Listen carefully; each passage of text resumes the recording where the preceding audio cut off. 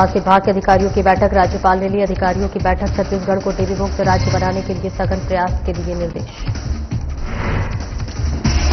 प्रधानमंत्री चरण पादुका योजना को लेकर मुख्यमंत्री साव का बयान। मोदी की गारंटी पर काम कर रही सरकार, आदिवासियों से किया वादा निभा रही सरकार। 22 जून को अमित शाह का छत्तीसगढ़ दौरा तय। शाह के दौरे को लेकर उप मुख्यमंत्री साव का बयान। कहा गृह मंत्री के दौरे से छत्तीसगढ़ को मिलेगा लाभ। छत्तीसगढ़ में लगातार हो रही बुलडोजर कार्रवाई पर उप मुख्यमंत्री और साव का बयान। कहा शासकीय जमीन पर अतिक्रमण बर्दाश्त नहीं। पुलिस विज्ञान कार्यक्रम का आयोजन भनपुर परिसर में किया गया। कार्यक्रम आयोजित आपातकालीन स्थितियों से निपटने के बारे में दी गई जानकारी।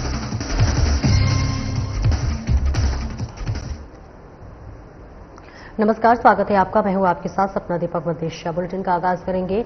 राज्यपाल रमेन डेका ने प्रधानमंत्री टीबी मुक्त भारत अभियान के तहत छत्तीसगढ़ को साल 2025-26 तक टीबी से मुक्त राज्य बनाने के लिए सघन प्रयास के निर्देश दिए गए हैं। राजभवन में उन्होंने स्वास्थ्य विभाग की आयुक्त सह संचालक डॉक्टर प्रियंका शुक्ला को उक्त आशय के निर्देश देते हुए कहा कि टीबी के गंभीर मरीजों की समुचित चिकित्सा की व्यवस्था करें। जो टीबी मरीज बीच में ही दवा का सेवन बंद कर देते हैं, उन मरीजों पर विशेष ध्यान दिया जाए और उन्हें दवा का कोर्स पूरा करने के लिए जागरूक किया जाए। राज्यपाल ने टीबी मरीजों को पर्याप्त पोषण आहार मिले, इसके लिए अधिक से अधिक निक्षय मित्र बनाने के निर्देश भी दिए हैं। बैठक में राज्यपाल के सचिव डॉक्टर CR प्रसन्न और स्वास्थ्य विभाग के अन्य अधिकारी मौजूद रहे।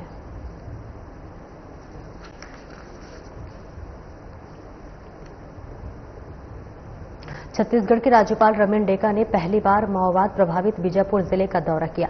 इस ऐतिहासिक दौरे के दौरान उन्होंने जिले के विकास कार्यों का अवलोकन किया और जिला स्तरीय अधिकारियों की समीक्षा बैठक ली। राज्यपाल ने कहा कि कठिन परिस्थितियों के बावजूद जिला प्रशासन द्वारा किए गए कार्य सराहनीय है। बैठक में माओवाद प्रभावित क्षेत्रों की स्थिति, सुरक्षा कैंपों, जल संचयन, जैविक कृषि, टीबी उन्मूलन, शिक्षा और एनसीसी गतिविधियों पर विस्तृत चर्चा हुई। राज्यपाल ने अधिकारियों से समर्पण भाव से कार्य करने का आह्वान किया और योजनाओं के क्रियान्वयन में आपसी समन्वय बनाए रखने की सलाह दी। उन्होंने जल स्तर सुधारने और जैविक खेती को प्रोत्साहित करने हेतु जन जागरूकता फैलाने पर जोर दिया। अंत में उन्होंने कहा कि बीजापुर का समग्र विकास ही हमारा मुख्य लक्ष्य होना चाहिए।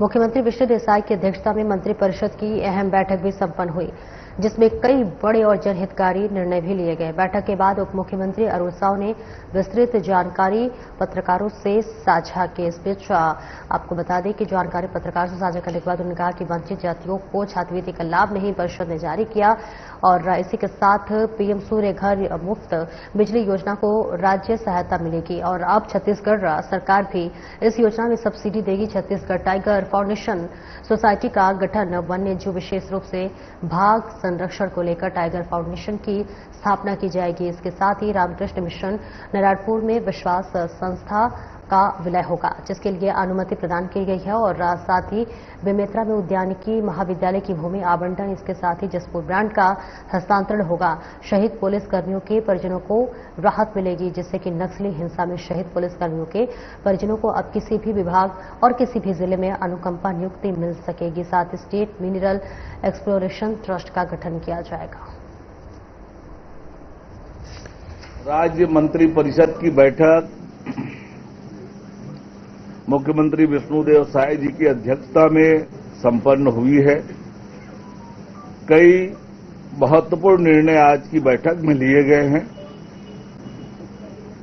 जो महत्वपूर्ण निर्णय लिए गए उनमें अनुसूचित जनजाति और अनुसूचित जाति के 5 विभिन्न उपजातियों को तकनीकी कारणों से उस वर्ग के मिलने वाली सुविधाओं से जो वंचित थे, उनके हित में एक बड़ा निर्णय लेते हुए डिहारी कोरवा, बघेल छत्री, संसारी उराव तथा पविया समाज के विद्यार्थियों को अनुसूचित जनजाति के समतुल्य तथा डोमरा जाति के विद्यार्थियों को अनुसूचित जाति के समतुल्य राजमद से राज्य छात्रवृत्ति तथा शिष्यवृत्ति प्रदान किए जाने एवं छात्रावास आश्रमों में स्वीकृत सीट के अधीन प्रवेश दिए जाने की सुविधा प्रदान करने का ये बहुत महत्वपूर्ण निर्णय आज की बैठक में लिया गया। आज की मंत्रिपरिषद में अक्षय ऊर्जा को बढ़ावा देने के लिए और बिजली उपभोक्ताओं को आर्थिक लाभ पहुंचाने के लिए प्रधानमंत्री सूर्यघर मुफ्त बिजली योजना के अंतर्गत घर की छतों में सोलर रूफटॉप संयंत्र की स्थापना में राज्य शासन द्वारा उपभोक्ताओं को वित्तीय सहायता प्रदान किए जाने का एक महत्वाकांक्षी और महत्वपूर्ण निर्णय लिया गया है।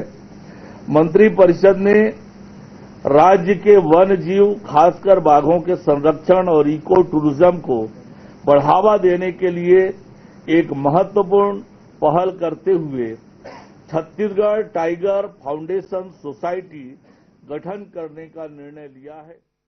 मंत्रिपरिषद द्वारा अशासकीय अनुदान प्राप्त शिक्षण संस्था रामकृष्ण मिशन आश्रम नारायणपुर की सहयोगी संस्था Vivekananda institute of social welfare एवं सेवाएं छत्तीसगढ़ विश्वास को रामकृष्ण मिशन आश्रम नारायणपुर के मर्ज करने का अनुमोदन किया है।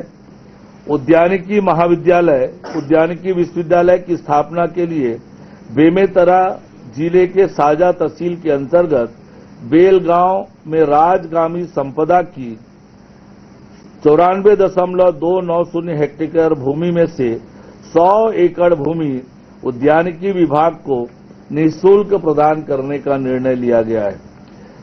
हम सब जानते हैं कि जशपुर जिले में महिला स्व सहायता समूहों द्वारा हर्बल, महुआ, चाय जैसे पारंपरिक उत्पाद जसप्योर ब्रांड के तहत तैयार किए जा रहे हैं। इन उत्पादों को व्यापक बाजार उपलब्ध कराने और विपणन को बढ़ावा देने हेतु इस ब्रांड को राज्य शासन अथवा CSIDC को हस्तांतरित करने के प्रस्ताव का मंत्रिपरिषद ने अनुमोदन किया है।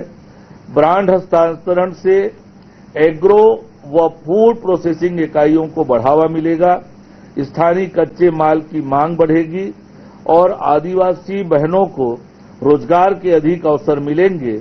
ट्रेडमार्क हस्तांतरण से राज्य पर कोई अतिरिक्त वित्तीय भार नहीं पड़ेगा। मंत्रिपरिषद द्वारा एक और बहुत ही महत्वपूर्ण निर्णय आज की बैठक में लिया गया, जिसके माध्यम से शहीद पुलिसकर्मियों के सर्वोच्च बलिदान को ध्यान में रखते हुए अनुकंपा नियुक्ति हेतु जारी एक्जाई पुनरीक्षित निर्देश 2013 के कंडिका 13.3 में संशोधन करने का निर्णय लिया गया।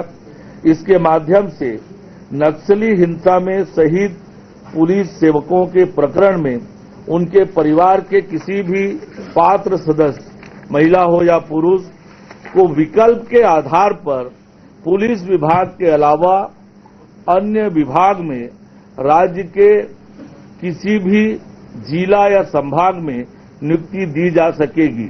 पहले अनुकंपा नियुक्ति यथासंभव उसी विभाग या कार्यालय में देने की व्यवस्था थी जिसमें दिवंगत शासकीय सेवक निधन से पूर्व कार्यरत था। मंत्रिपरिषद द्वारा राज्य में गौण खनिजों को सुव्यवस्थित अन्वेषण, पूर्वेक्षण एवं अधोसंरचना के विकास के लिए महत्वपूर्ण निर्णय लेते हुए स्टेट मिनरल एक्सप्लोरेशन ट्रस्ट के गठन की अधिसूचना के प्रारूप का भी अनुमोदन आज मंत्रिपरिषद ने किया। प्रधानमंत्री चरण पादुका योजना को लेकर छत्तीसगढ़ के उप मुख्यमंत्री अरुण साव का बयान सामने आया है। उन्होंने कहा कि सीएम विष्णुदेव साय के नेतृत्व में राज्य सरकार पहले दिन से ही मोदी की गारंटी को धरातल पर उतारने का काम कर रही है। अरुण साव ने कहा है कि तेंदुपत्ता संग्रहण करने वाले वनांचल क्षेत्र के आदिवासी भाई बहनों से सरकार ने जो वादा किया था उसे निभाया जा रहा है। प्रधानमंत्री चरण पादुका योजना उसी संकल्प का हिस्सा है जिसके माध्यम से सरकार जंगलों में कठिन परिस्थितियों में काम करने वाले श्रमिकों के जीवन में बदलाव लाना चाहती है। उन्होंने यह भी कहा है कि यह योजना आदिवासी समाज के सम्मान और सुविधा से जुड़ी हुई है और इसका उद्देश्य उन्हें सशक्त बनाना है। सरकार हर बार ये साबित कर रही है कि जो वादा करती है उसे निभाती है। यही मोदी की गारंटी है।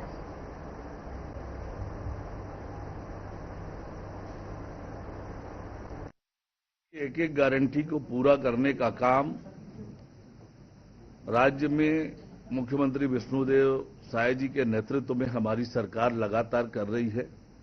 पहले दिन से ही मोदी के एक एक गारंटी को पूरा करने का काम हम कर रहे हैं और हर बार यह साबित होता है कि जो हम कहते हैं वो करते हैं। चरण पादुका ये फिर से जो तेंदुपत्ता संग्रहण करने वाले वनांचल क्षेत्र में रहने वाले हमारे आदिवासी भाई बहनों को देने का हमने वायदा किया था। जिस प्रकार से तेंदुपत्ता संग्रहण करने वाले जो हमारे आदिवासी भाई बहन हैं जंगलों में जाते हैं तेंदुपत्ता संग्रहण करने और उनके पैरों में कांटा ना गड़े, पैरों को तकलीफ ना हो, इसलिए चरण पादुका ये योजना हमने प्रारंभ की है और उसकी शुरुआत माननीय मुख्यमंत्री जी करने वाले हैं। तो एक और मोदी की गारंटी हम पूरा करने वाले हैं। कोषाभाऊ ठाकरे परिसर राजधानी रायपुर में भाजपा विधायक दल की महत्वपूर्ण बैठक संपन्न हुई। बैठक के बाद उप मुख्यमंत्री अरुण साव ने जानकारी देते हुए कहा कि बैठक में मुख्य रूप से प्रधानमंत्री मोदी के 11 साल के कार्यकाल पूरे होने पर कार्यक्रम को लेकर चर्चा हुई और 9 जून से लेकर 21 जून तक जो कार्यक्रम निर्धारित किया गया था इस कार्यक्रम की योजना और रचना पर चर्चा हुई है। 21 जून से योग दिवस को व्यापक स्तर से आयोजित करने के निर्देश दिए गए हैं। अलग अलग संगठनों के माध्यम से योग दिवस आयोजित किया जाएगा। इसमें हमारी सहभागिता को लेकर भी चर्चा होगी और इसी के साथ 25 जून को आपातकाल दिवस पर कई आयोजन होंगे। आपातकाल की घटनाओं को जनता तक जाने के लिए व्यापक कार्यक्रम किया जाएगा। उन्होंने कहा कि कांग्रेस ने संविधान की हत्या आपातकाल के दौरान लोकतंत्र की रक्षा करने वालों का सम्मान किया जाएगा। 23 जून को श्यामा प्रसाद मुखर्जी बलिदान दिवस की तैयारी भी की गई है और इन सभी कार्यक्रमों में समान रूप से हर बूथ पर एक पेड़ मां के नाम की भागीदारी सुनिश्चित करने के भी निर्देश दिए गए हैं। 15 अगस्त तक यह वृक्षारोपण अभियान चलेगा। भारतीय जनता पार्टी के विधायक दल की बैठक संपन्न हुई है। बैठक में मुख्य रूप से नरेंद्र मोदी जी के नेतृत्व वाली सरकार के 11 साल पूरा होने के अवसर पर पार्टी ने 9 जून से लेकर 21 जून तक जो कार्यक्रम निर्धारित किया है उन कार्यक्रमों की योजना रचना और हम सब विधायकों की सहभागिता को लेकर विस्तार से चर्चा हुई है। इस विषय पर मार्गदर्शन मिला है। 21 जून योग दिवस है। योग दिवस को व्यापक रूप से आयोजित करने का अलग अलग विभागों के माध्यम से, अलग अलग संगठनों के माध्यम से व्यापक स्तर पर योग दिवस को आयोजित करने का और उसमें हम सब की सहभागिता को लेकर विस्तार से चर्चा हुई है।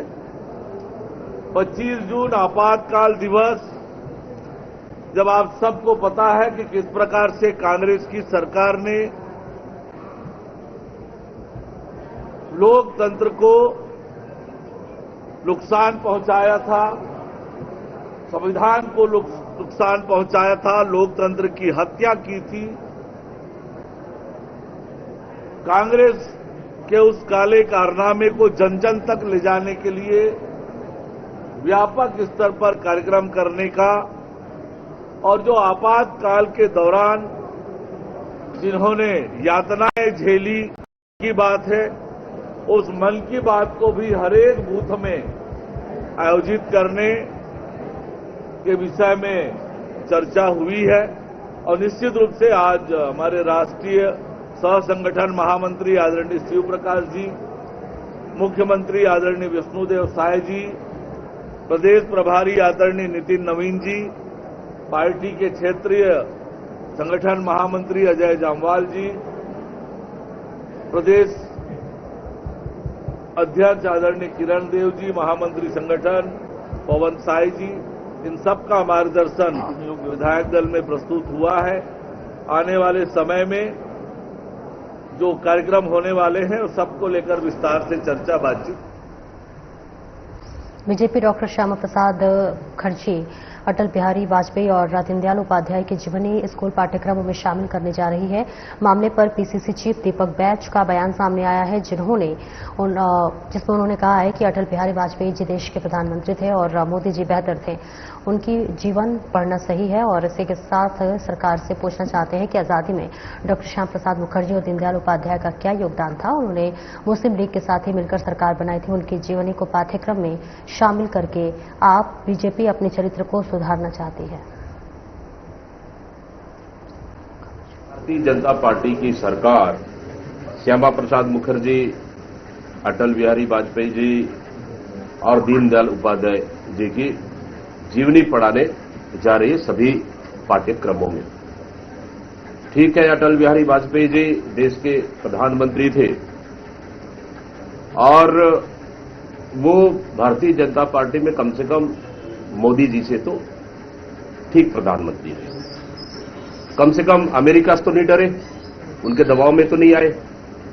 लेकिन वही दीनदयाल उपाध्याय जी का आजादी की लड़ाई में इस देश के लिए क्या योगदान था, आजादी की लड़ाई में उनका क्या योगदान था, कितने बार जेल गए, हम पूछना चाहते हैं इस सरकार से।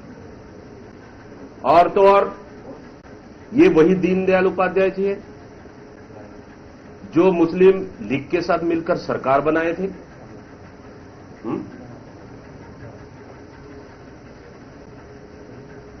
और श्यामा प्रसाद मुखर्जी जी मुस्लिम लीग के साथ मिलकर सरकार बनाए थे। वो मुस्लिम लीग जो हमारे देश का विभाजन का कारण बना। क्या योगदान है, मैं पूछना चाहता हूं इस देश के लिए। क्या हमारे पाठ्यक्रम में शामिल होकर और उनकी जीवनी को कोर्स में शामिल कर आखिर भारतीय जनता पार्टी क्या अपने चाल और चरित्र को सुधारना चाहती है? क्या हम पूछना चाहते हैं, देश में क्या योगदान था? और 22 जून को केंद्रीय मंत्री अमित शाह के प्रस्तावित छत्तीसगढ़ दौरे को लेकर प्रदेश के उप मुख्यमंत्री अरुण साव का बयान सामने आया है। उन्होंने कहा है कि अमित शाह जी लगातार छत्तीसगढ़ का दौरा करते हैं और यहां की कई योजनाओं की जानकारी लेते हैं। खासतौर पर बस्तर क्षेत्र में विधायक नक्सल उन्मूलन और सुरक्षा व्यवस्था को लेकर उनका विशेष फोकस रहता है। अरुण साव ने कहा है कि गृह मंत्री के दौरे से राज्य को बड़ा लाभ मिलता है, क्योंकि वे खुद हर पहलू पर गहराई से चर्चा करते रहते हैं और केंद्र के जरूरी सहयोग भी सुनिश्चित करते हैं। उन्होंने यह भी स्पष्ट किया है कि शाह के आने का कार्यक्रम पूर्व निर्धारित है और ये राज्य के हित में बस्तर जैसे संवेदनशील क्षेत्र में केंद्र और राज्य के समन्वय से हो रहा है विकास। शाह के निरंतर दौरे इसकी गंभीरता को दर्शाते हैं। देश के गृह मंत्री आदरणीय अमित शाह जी का लगातार छत्तीसगढ़ आना होता है। छत्तीसगढ़ की अलग अलग प्रकार की योजनाओं की जानकारी और विशेषकर बस्तर क्षेत्र की तरक्की और बेहतरी, बस्तर में नक्सली उन्मूलन, इन सब विषयों को लेकर वो लगातार आते हैं, चर्चा करते हैं और उससे बड़ा लाभ छत्तीसगढ़ को मिला है। तो निश्चित रूप से जब आने का उनका कार्यक्रम निर्धारित होगा, एक बार फिर छत्तीसगढ़ को बड़ा लाभ, छत्तीसगढ़ के हित में काम होंगे। छत्तीसगढ़ में लगातार बुलडोजर कार्रवाई पर उप मुख्यमंत्री अरुण साव का बयान सामने आया है, जिसमें उन्होंने कहा है कि सार्वजनिक स्थान, शासकीय भूमि पर अतिक्रमण किया जाता है। अतिक्रमण से जनमानस को उसका नुकसान होता है। इस बीच नई और तकलीफ भी होती है। नई योजनाओं को पूरा करने और विकास में ये बाधक भी बनता है और इसके साथ ही साथ विधिवत कार्रवाई करते हुए लगातार अतिक्रमण हटाने का काम हमारी सरकार कर रही है। देखिए, जिस प्रकार से सार्वजनिक स्थानों पर, शासकीय भूमि पर अतिक्रमण किया जाता है और अतिक्रमण करके जन सामान्य को उसका नुकसान होता है, बाधा होती है, तकलीफ होती है और विकास में बड़ी बाधक बनती है। नई योजनाओं को पूरा करने में बड़ी बाधक बनती है ये अतिक्रमण और इसलिए विधिवत कार्यवाही करते हुए लगातार अतिक्रमण हटाने का काम है। और स्वतंत्रता संग्राम सेनानी कमल नारायण शर्मा की 22वीं पुण्यतिथि पर राजधानी शहर रायपुर की जेई मार्ग में शहीद स्मारक भवन स्थित उनकी मूर्ति के समक्ष उन्हें नमन करने नगर निगम संस्कृति विभाग द्वारा जोन 2 के सहयोग से आयोजन रखा गया। निगम संस्कृति विभाग और जोन 2 के आयोजन में पहुंचकर राजधानी की प्रथम नागरिक नगर निगम रायपुर की महापौर मीनल चौबे ने स्वतंत्रता संग्राम सेनानी कमल नारायण शर्मा को 22वीं पुण्यतिथि पर सादर नमन करते हुए सभी राजधानी वासियों की ओर से श्रद्धांजलि अर्पित की। आयोजन में निगम सभापति सूर्यकांत राठौर, संस्कृति विभाग अध्यक्ष अमर गेदवानी, स्वतंत्रता संग्राम सेनानी कमल नारायण शर्मा की सुपुत्री सविता पाठक, परिवारजनों, गणमान्यजनों, आमजनों ने बड़ी संख्या में पहुंचकर उन्हें 22वीं पुण्यतिथि पर नमन करते हुए मूर्ति स्थल पर श्रद्धा सुमन अर्पित किए। रायपुर के महालक्ष्मी मार्केट पंडरी में मैकेनाइज्ड पार्किंग और नॉन मैकेनाइज्ड ट्रांसपोर्ट परियोजना का भूमि पूजन किया गया। इस मौके पर उत्तर विधायक पुरंदर मिश्रा और महापौर मीनल चौबे मुख्य अतिथि के तौर पर शामिल रही और मैकेनाइज्ड पार्किंग 24 कारों की पार्किंग के लिए संरचना का स्थापना कार्य 70 लाख रुपए की लाइन लागत से किया जाएगा। Non motorised transport of street parking NMT के लिए पक्के क्षेत्र का निर्माण, रोप पार्किंग और ट्रैफिक साइंस का कार्य 61 लाख रुपए की लागत से किया जाएगा। परियोजनाओं के भीड़भाड़ में कभी सड़क किनारे अवैध पार्किंग समाप्त होगी और यातायात सुगम और व्यवस्थित होगा। सुरक्षा व्यवस्था में सुधार, पैदल यात्रियों, वरिष्ठ नागरिकों, महिलाओं और बच्चों के लिए सुरक्षित वातावरण उपलब्ध होगा। वहीं कार्यक्रम में कई गणमान्य लोग शामिल रहे।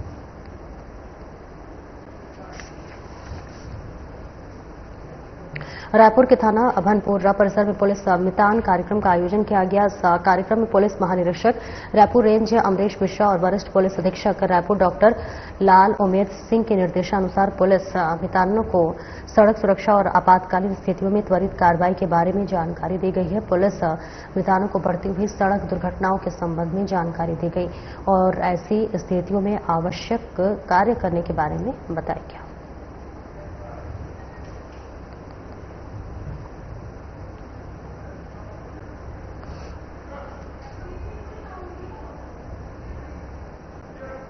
आगे बढ़ेंगे जहां कांकेर जिले के दुर्गु कोंदल थाना क्षेत्र अंतर्गत ग्राम होलघाट में एक मितानिन का शव संदिग्ध परिस्थितियों में नदी किनारे मिला है। मृतका की पहचान 40 वर्षीय जयंती मंडल के रूप में हुई है, जो मितानिन कार्यक्रम के अंतर्गत ग्राम पंचायत हामदपाही और चिखली के प्रशिक्षक के रूप में वर्ष 2004 से कार्यरत थी। देखने को ऐसा प्रतीत होता है कि जयंती मंडल की पत्थर से कुचलकर हत्या की गई है। घटनास्थल से खून से एक बड़ा पत्थर भी बरामद हुआ है, जिससे हत्या की आशंका गहरा गई है। घटना की सूचना मिलते ही दुर्गु कोंदल पुलिस और मौके पर पहुंचे और मामले की जांच शुरू की। हत्या के सनसनीखेज मामले में दुर्गु कोंदल पुलिस ने आगे की कार्रवाई की है।